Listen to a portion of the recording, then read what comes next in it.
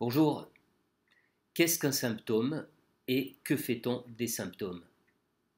Si l'on s'en tient à une vision purement médicale, le symptôme, c'est toujours le signe d'un dysfonctionnement. Un patient va consulter son médecin, il expose sa plainte et la réponse du médecin va résider dans la recherche d'une guérison. C'est-à-dire que le médecin va s'efforcer de rendre à nouveau fonctionnel ce qui s'est mis pour une raison X à dysfonctionner.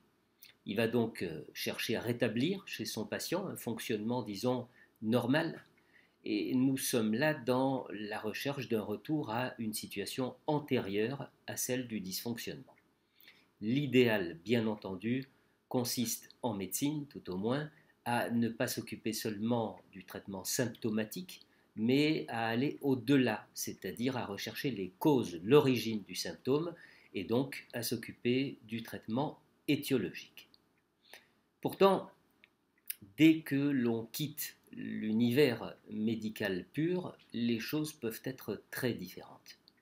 En psychanalyse aussi, le symptôme est bien évidemment présenté par le patient comme le signe que quelque chose ne va pas. En psychanalyse aussi, le patient demande à ce qu'on le débarrasse de son symptôme. Et pourtant, l'objectif principal n'est pas là. D'ailleurs, le fait même de chercher à se débarrasser d'un symptôme pourrait apparaître comme aberrant. Pourquoi? Parce que en psychanalyse, le symptôme apparaît comme une énigme à déchiffrer, une espèce de rébus, un message qui serait formulé dans une langue étrangère particulièrement obscure. Au fil de l'analyse, ce message énigmatique va peu à peu se dévoiler et nous apparaître comme la manifestation d'une satisfaction qui vient se substituer à une jouissance n'ayant pu être vécue. Alors, vous pouvez me dire, c'est absurde, comment une souffrance, puisqu'un symptôme fait souffrir, comment une souffrance peut-elle se substituer à un plaisir qu'on n'a pas pu prendre? Eh bien, le fait est que le symptôme est une souffrance qui satisfait. C'est un arrangement, un compromis. Alors, pas le meilleur qui soit dans le domaine de l'objectivité, et pourtant le meilleur compromis pour un sujet donné à un moment donné de son existence. Une souffrance qui satisfait. Voilà qui est déjà difficile à comprendre. Mais il y a encore plus difficile à admettre.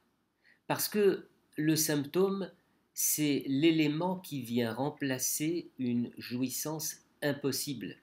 Et donc, c'est mieux que rien du tout dans l'économie du sujet concerné.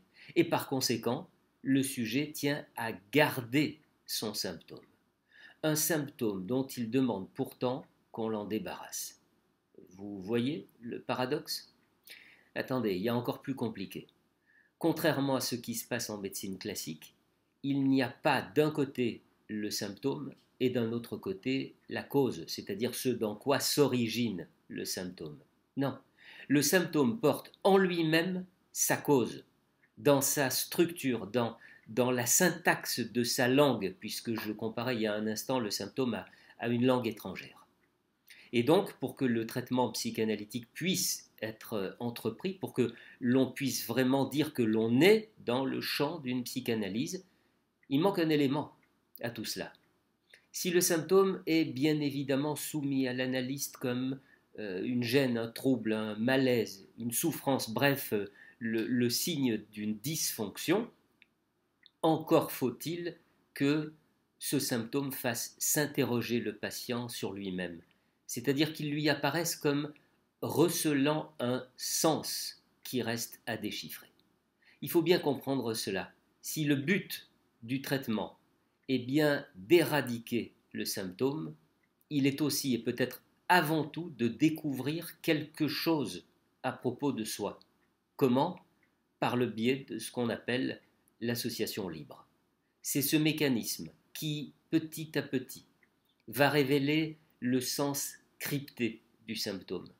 C'est lui qui va nous permettre d'accéder peu à peu à notre inconscient, et c'est cette révélation de savoir sur soi qui va pouvoir lever le refoulement et libérer le patient de sa souffrance.